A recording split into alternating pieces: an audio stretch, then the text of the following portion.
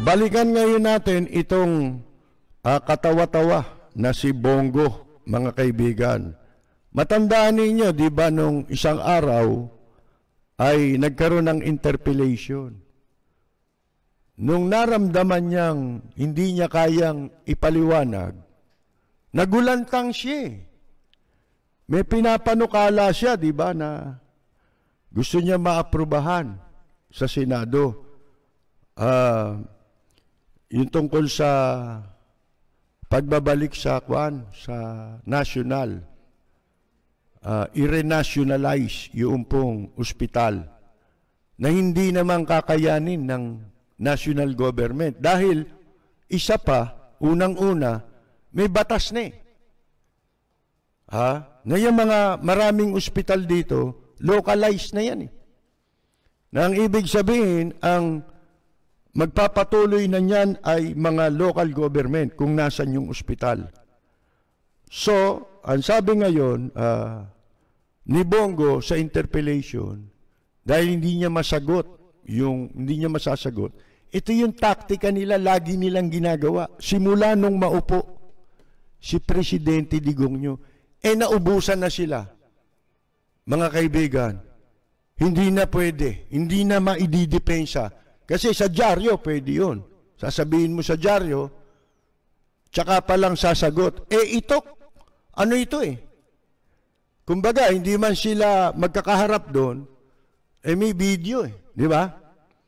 Actual din yun Immediate yun, no? Sumasagot, nagtatanong. Mga kaibigan, inakusahan niya si Drilon na pinatatagal daw itong kanyang panukala, hinaharang, binabara. Yun ang ibig sabihin. Kaya nagalit si Drilon, di ba? Abay, inakusahan siya na dahil hindi siya kasali sa administration, yun na kaagad ang ibibintang sa kanya. Siyempre, politika yan, masama yun lalabas ka nun, fault finder ka Di ba? Hindi ka objective. Pero yun ay trabaho ng mga senador. Kahit sabihin mo pang ano man ang intensyon. Kasama sa trabaho ng mga mambabatas, yung mag-interpellate. At hindi mo, ang gusto mangyari ni Bongo, itigil yung interpellation. Proseso yun Babaguhin mo kasaysayan dahil para mailusot mo ang panukala na gusto mo. Ano na bulgar ngayon? Yan mismo ang ginagawa nila simulat sa pool ng maluklok sa administrasyon. Ano yun? Igigiit yung mali. Kailangan walang tututol. Bali ba, itong sa Senado, batas itong pinag-uusapan dito. Ibig mong sabihin, lalamukusin mo lahat yan, yung proseso na yan. Tatadyakan mo lahat yan, sisipain mo lahat ng proseso para lang maaprubahan kung ano man ang nilalayon mong batas na papabor dahil gagahasain mo. Yung tiwala ng publiko, pagsasamantalahan mo. Diba? Hindi lang pondo ginagahasa nitong mga ito, kundi ginagancho pati tiwala ng tao. Pinaniniwala yung tao na maganda intensyon nila. Ano sinagot? Magtatago na ngayon sa sagot na ganito. Nasa pandemya po tayo. Kawawa naman po ang mga tao. Doon sila magtatago. Bakit? Madaling kumuha ng simpatya yun Aakalain tuloy ng mga tanga na mga hindi nagsusuri, mga kaibigan, na walang hiya ka. Kasi hinaharang mo para sa kapakanan ng tao. Yun ang iisipin Masama, hindi ho ba? Marahas na paratang, mga kaibigan. So, ano sabi ngayon ni Drilon? At ito'y mapapanood ninyo. Di ba? nabaliktad na ngayon kasi hindi pumayag si Drilon eh.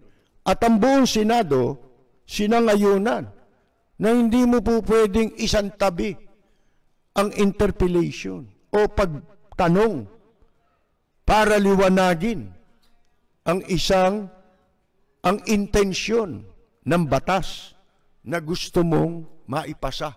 Kamukha rin kay Pacquiao. Di ba? Well, there's what you call the president and the 6 members. Yan, mga ganyan eh. Di ba? Iba na sagot eh. Ganon din si Bongo. Pandemya po tayo ngayon. Kawawa naman ang tao. Mas kawawa ang tao pagka natuloy yung mga pinapanukala nilang batas na magwawaldas lang ng pera at gagamitin lang na bihikulo sa kanilang ambisyon. Sipin mo ito, nakakadiri. Mga kaibigan, huling-huli ngayon siya. Isipin mo, Drilon. Tapos Bongo. Huwag na tayong maglukuhan. Senador daw Bongo. Kasi, alam naman ng publiko, kategorya mo eh. Alam naman namin eh. Kung hanggang saan lang eh. Kahit sabihin mo nag-aral ka sa Lasal. Kumbaga ang isang mabantot, hindi mo pwedeng, yung kanal, hindi mo pwedeng linisin niya kahit bubuhusan mo lang ng holy water. Malinis na yung kanal, pwede mo nang inumin. Hindi pwede yun. Diba? Maiinom mo ba yung kanal pagka yan binuhusan natin ng holy water? Kanal pa rin yan mga kaibigan diba? Mabaho pa rin yan. Paano mo inumin yan? Alam naman natin yan At alam mo yun. Akala mo lang naloloko mo yung publiko. Na kaya mo. Ngayon, dinabuko ngayon na para ka palang ang katumbas mo, kumbaga sa sasakyan, kotse ka, bumangga ka sa armor car. Di ba? Para kang kotse na bumangga sa armor car. Di ba? Ang kapal ng armor car Bumangga ka ron, hindi magagalusan yun Hindi mauuga yun sa bigat nun. O kaya, para kang langgam na kumakagat sa pader. Nakakita na ba kayo ng langgam na kumakagat sa pader? Paano niya makakagat yung pader? Di ba, mga kaibigan? So, ito ngayon, niliwanag ni Drilon. Kasi kailangan ito, tama ito Madaling maakit ang tao pagka sinabi mo, kawawa naman ang tao. Pandemya tayo ngayon. Yan yan ang panangga Yan ang kumot Isangkalan mo lagi ang nakawawa ang tao. Pero ang kumakawawa sa tao sila. Binabaliktad Tactic ang pusit ng bata. Ganyan mag-squid tactic ang mga bata Pag hindi masagot, hahanap ng paraan na makakakuha ng simpatya. Di ba yung bata pag nasukol mo, iiyak? Di ba? Pag walang paliwanag o kaya matatawa ka sa paliwanag. Ganun mga kaibigan So, eto ngayon, sabi ni Drilon, na itong Committee on Health and Demographics, ito'y bilang sagot niya sa pagpapatuloy ng interpellation. Sagot niya ito doon sa kwan Gusto niya liwanagin Bakit siya inaakusahan? Umpisa pa lang yun Nag-uumpisa pa lang nilang i-deliberate yung panukala. Umpisa pa lang Tapos akusahan na ikaw na hinaharang mo, binabara mo dahil hindi ka nila kaalyado. Abay, anong itsura mo nun? O ngayon, dito ang mga taong ganito, tandaan nyo, pagtitiwalaan nyo pa ba yan? Nabulgar na ang kanyang kasinungalingan. Di ba? Sinungaling. Nagparatang ng hindi totoo. Isang marahas na paratang. Ang sabi ni Drilon, inupuan nyo pala ng 15 buwan, mahigit 1 taon. Yung local bills, hospital bills, na kanilang pinagdibatihan nung nakaraang linggo. Simula pa nung nakaraang linggo. Bago inireport sa plenaryo. Bago niya dinala ron sa nag-privilege speech ba siya? Di ba? Yun ang tinatawag na plenary, di ba? Yung session hall. Plenary yun eh. Sabi ni Drilon, doon sa plenary session, para ipakita niya na itong Sigo ay nagpaparatang, na sinasadya niyang i-delay ang pagpasa ng mga panukalang batas tungkol sa ospital, na naglalayon daw na mag-establish, rationalize, or enhance through increased bed capacity sa pagdadagdag ng mga higaan sa ospital. Ilan yan? Kasama yan. Sabi ni Drilon, ayon sa record, anya, yung mga panukala mo ay ni-refer lamang o ni-refer sa Health Committee na pinamumunuan ni Go as early as first quarter of 2020. Yung unang 3 buwan ng last year, nung nakaraang taon. And were only reported out in plenary 15 months after, pagkatapos na, yun nga yung nakaraang linggo. For 15 months, the proposed law, ito raw mga panukalang batas, ay nakatambak lamang sa Senado. Dahil ang committee ay hindi naman ito pinapansin. Hindi nila ginagalaw. Ang tanong ngayon ni Drilon, bakit inabot ng 15 buwan bago nila ito dinala sa plenaryo? Kung matalino ka nabulgar na ron sa sinabi ni Drilon na nagsisinungaling ka without even saying. Hindi man niya sabing sinungaling ka na. Kasi sabi mo, hinaharang. Dahil ayaw niyang maipasa, dahil hindi siya kaalyado. Mga kaibigan. Pero sa salita pa lang hindi naman nagpaparatang si Drilon Katumbas na yun na nagsisinungaling si Bongo. Di ba?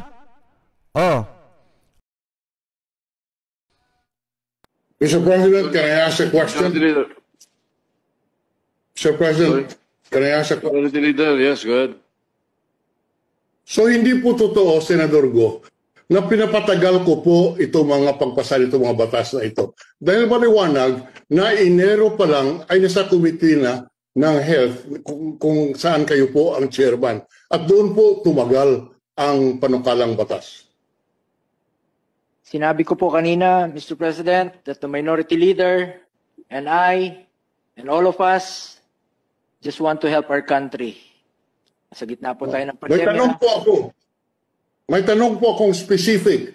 Sinabi niyo po nung nakaraang, ayaw ko na po sana buksan ito, ngunit kayo po, mahaba ang manifestation niyo, in effect, sinisisi niyo pa rin tayo. Sinabi niyo po nung nakaraang sesyon, na bakit ko pa pinapatagal itong pagpasa nitong mga panukalang batas. Napakita natin na sa record ay hindi po totoo yan. Dahilan po natenga at doon nagpending sa komite, mahigit 1 taon po itong mga bills na ito bago po dalhin sa plenaryo? Nasa pandemya po tayo, Mr. President, at ayaw po natin may masayang na oras. And I know you have a good heart to help our fellow Filipinos, Mr. President. Simple lang po ang tanong ko. Hindi totoo sa Senator Go na dinelay ko ito, na pinapatagal ko itong mga bills na ito. I'm referring po dun sa ating 4 na oras na pagdedebate, Mr. President. Sinabi niyo talaga, and pointing to me, you said that you pretend to support these bills, but in fact you do not. And you're saying, pinapatagal ko ang pagpasa nitong mga panukala batas. Hindi po totoo yan, hindi po ba? Now I am convinced, Mr. President, that you are willing to help these measures to be passed, Mr. President. Thank you, Mr. President. Gentlemen,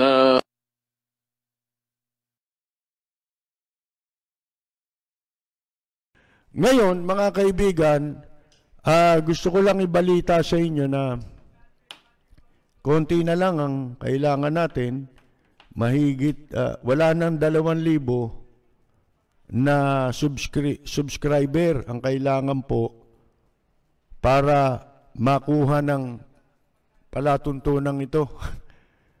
Yung 100,000 subscriber, kung saan makatatanggap tayo ng silver button sa 100,000 subscribers. Ako po ay nagpapasalamat sa lahat ng mga nag-subscribe sa atin at sana mag-subscribe pa yung iba. Marami sa mga nanonood ng ating programa sa YouTube ang hindi pa po subscriber eh. Mga kaibigan, napakadali lang po yan. Kasi siguro hindi sila makapag-subscribe dahil wala silang YouTube account. Ang pagbukas po ng YouTube account para kayo makapag-subscribe. Kasi kung wala kang account sa YouTube, hindi ka makakapag-subscribe kahit gusto mo. Ngayon, madali lang po yun. May instruction po yan pag pinindot niyo yung subscribe. Meron pong instruction na magtuturo kung paano ang inyong gagawin. Sana po, yung less than 2,000 na yan, ay ma-achieve natin yung 100,000. Less than 2,000 na lang po. Pwede rin daw pong gamitin yung Google account sa pagbubukas ng YouTube account. Tapos, makakapag-subscribe na kayo. Para makita naman ninyo ang inyong kontribusyon. Kasi kayo ho yun eh. Di ba? Kayo ho ang dahilan kung bakit tayo makakatanggap ng silver button kapag umabot po sa 100,000.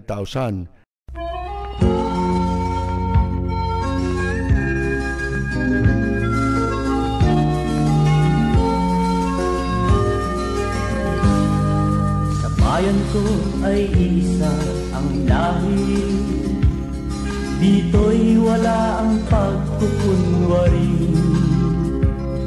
Hindi padagaig, sadyang kilala sa daigdig, may pagkakaisa sa bawat nais.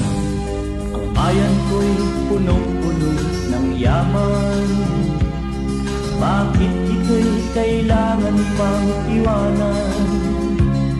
Hindi nga ba't anong sarap mabuhay ng buong ganap? Sa bayan mo, sumabit man yaong wakas. Dito sa bayan ko, lahat kami pantay-pantay. Walang nang aapit, ang pag-ibig ay tunay.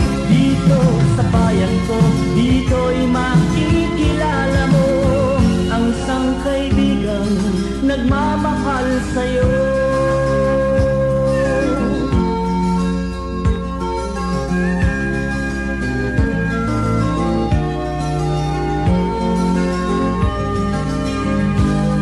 Ang bayan ko'y punong-puno ng yaman, bakit ito'y kailangan pang iwanan? Hindi nga ba't anong sarap mabuhay ng buong ganap? Sa bayan mo,